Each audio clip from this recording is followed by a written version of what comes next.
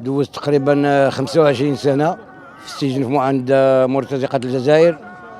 عانينا أنا والإخوان ديالي اللي كتشوفهم الآن في المسيرة الاحتجاجية في مدينة الرباط.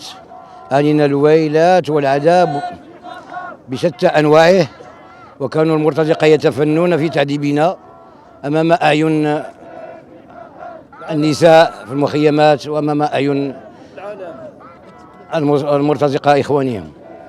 لذا بعد وصولنا إلى رجوعنا إلى أرض الوطن بواسطة الصليب الأحمر الدولي، كان استقبال باهت، وكان استقبال من طرف القوات المسلحة الملكية استقبال باهت جدا.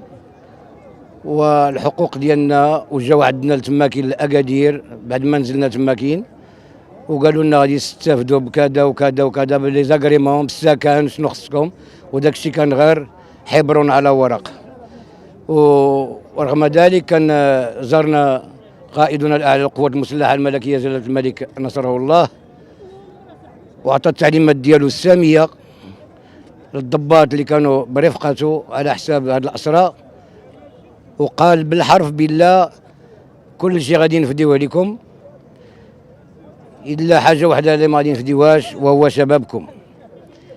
والآن احنا مازالين كنعانيو، وكان غير الوعود الكاذبة، وكاين بعض الإعفاءات جاو على كل شيء، ولا يعقل كنا في جمال الأشر، وكانت لاميتيال كتقطع، وكان السكن كيقطع، ولي كويزين كيقطعوا، ولي زانديميتي ديالنا كلها كيقطعوا، حنا مازالين مستمرين في هذاك.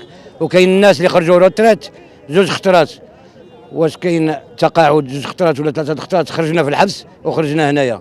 لذا حنا نستنجد بصاحب الجلاله قائد القوات المسلحه الملكيه، وهو املنا الوحيد.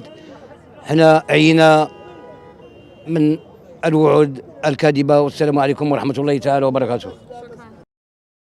ما تنساش تابونا في لاشين وتاكد بالجرس باش يوصلك جديد الفيديوهات من هيث بريس.